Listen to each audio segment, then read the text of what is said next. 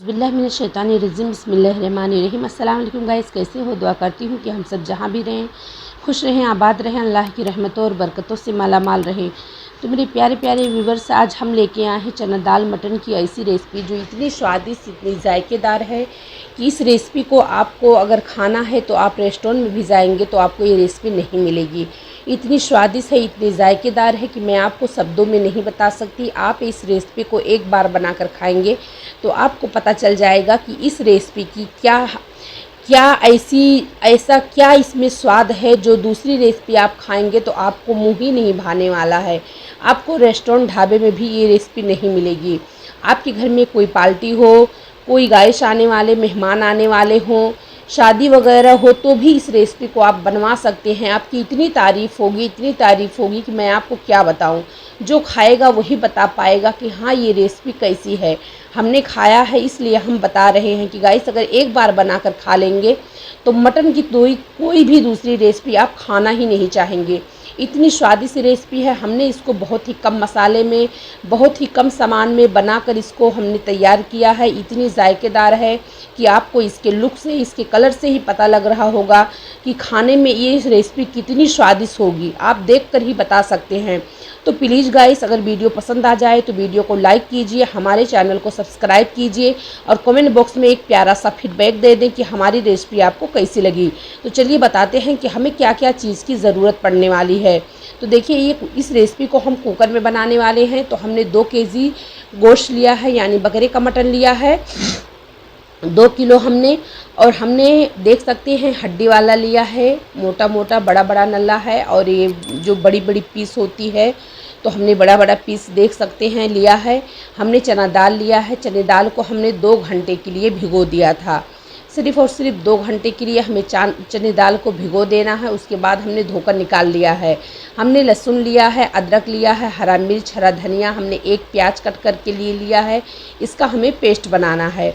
देख सकते हैं, इसको हम पीसेंगे। हमने लहसुन और अदरक की क्वांटिटी थोड़ी ज़्यादा रखी है और उसके बाद में हमने मिर्ची भी ज़्यादा ली है। देख सकते हैं, हम इस रेसिपी को बहुत ही चटपटा तीखा बनाने वाले हैं, क्योंकि हमारी जितनी भी रेसिपियाँ होती हैं बहुत ही चटपटी होती हैं।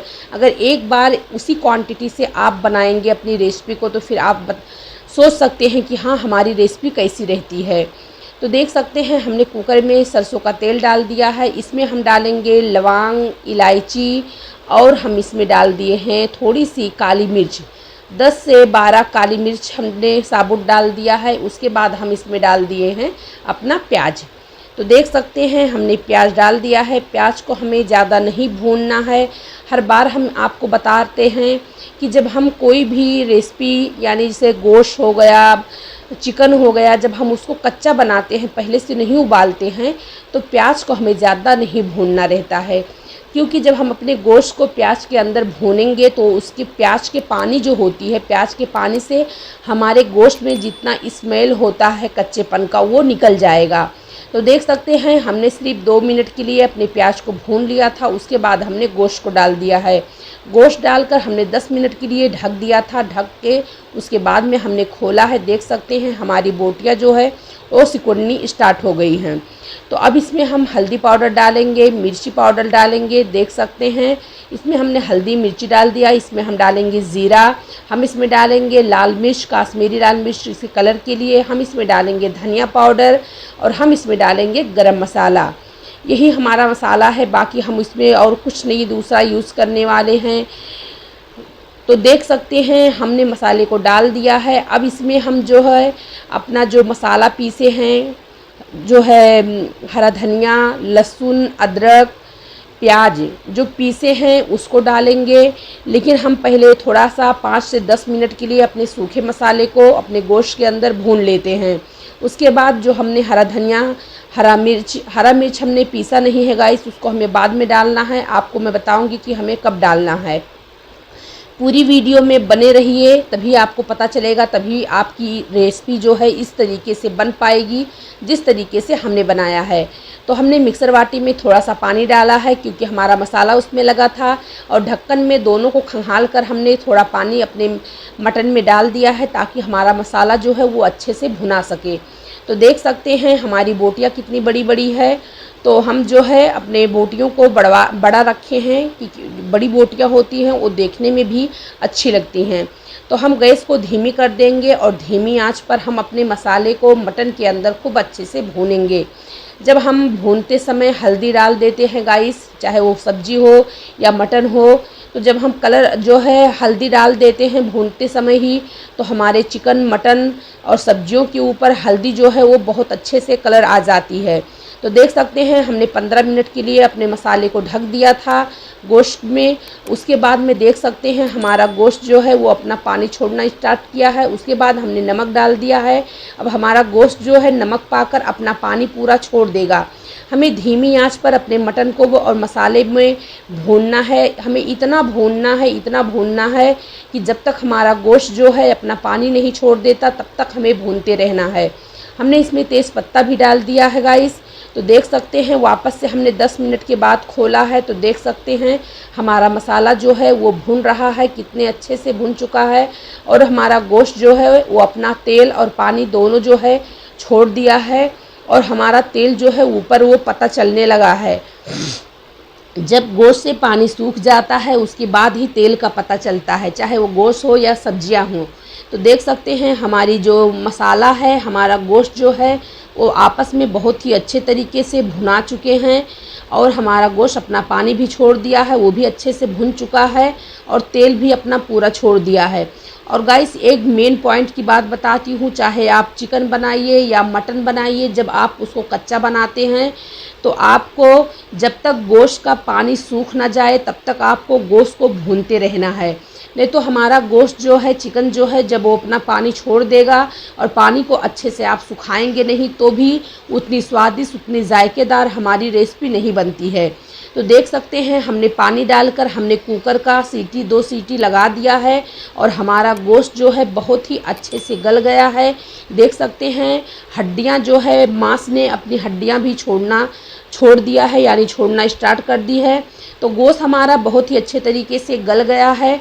अब हम अपना दाल डालेंगे। हमें तुरंत नहीं दाल को डालना है, वरना जब हम गोश्त का सीटी लगाएंगे तब हमें दाल को नहीं डालना है, वरना हमारा दाल जो है वो जो है एकदम गल जाएगा। जिस तरीके से हम दाल बनाते हैं, दाल चावल की रेसिपी बनाते हैं, तो हमें दाल को गलाना नहीं है उस तरीके से कि एकदम दाल को बारीक कर देना है, उस तरीके से हमें नहीं गलाना है। हमें दाल को खड़ा ही रखना है। दाल हमारा जो है वो गल जाए लेकिन वो खड़ा रहे, बिखरे ना, टूटे ना, इस तरीके से हमें दाल को रखना है। तो हम चने की दाल को हम गोश्त के अंदर डाल दिए हैं। उसके बाद में हम कम से कम 10 मिनट के लिए अपने चने दाल को मसाले के अंदर यानी गोश्त के अंदर थोड़ा पकाएंगे, चलाएंगे। तो देख सकते हैं हमारा सालन जो है गोश्त का वो पकना स्टार्ट हो गया है वापस से, और हमारा चना दाल जो है वो भी मसाले के अंदर बहुत अच्छे से पक रहा है। कलर देख सकते हैं चना दाल के ऊपर कलर भी मसाले का चढ़ चुका है। उसके बाद अब इसी तरीके से हम अपने गोश्त को 10 मिनट के लिए पका लेंगे। उसके बाद में हम इसमें पानी डाल देंगे। तो देख सकते हैं हमारा चना दाल जो है वो 10 मिनट हमने मसाले में पका लिया है। अब हम इसमें पानी डालेंगे और पानी डालकर हमें सिर्फ़ और सिर्फ अपने कुकर की 1 सीटी और लगानी है।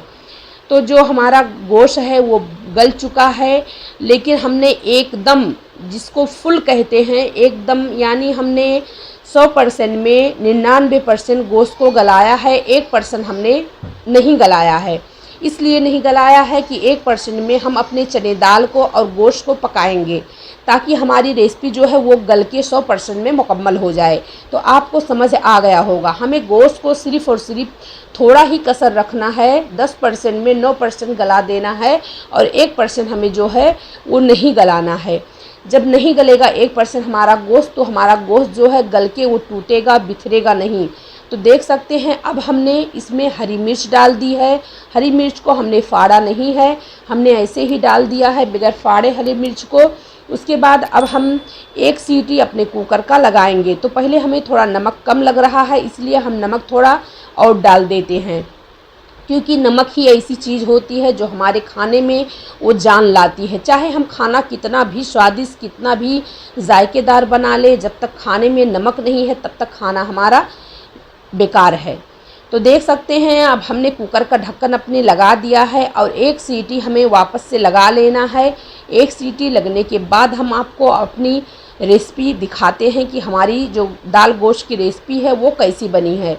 तो देख सकते हैं हमारा जो दाल गोश्त है वो पूरा मुकम्मल पककर तैयार हो चुका है। अब हम गार्निश करेंगे हरे धनिए से।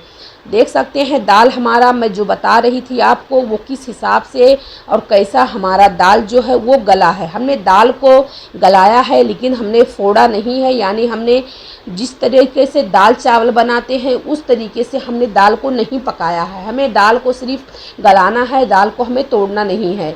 तो देख सकते हैं गाइस हमारी रेसिपी बनकर तैयार हो चुकी है। इतनी स्वादिष्ट, इतनी जायकेदार कि मैं आपको शब्दों में नहीं बता सकती। अगर इस तरीके से हमारे बताए तरीके से फॉलो करेंगे और बनाएंगे, कोई गेस्ट, कोई मेहमान घर में आए, छोटी मोटी पार्टी हो, अगर शादियों में भी आप इस रेसिपी को बनाएंगे तो लोग आपकी तारीफ़ करते नहीं थकेंगे, अंगुलियां चाट चाट कर खाएंगे। तो चलिए गाइस फिर मिलेंगे नई वीडियो में। अस्सलाम वालेकुम।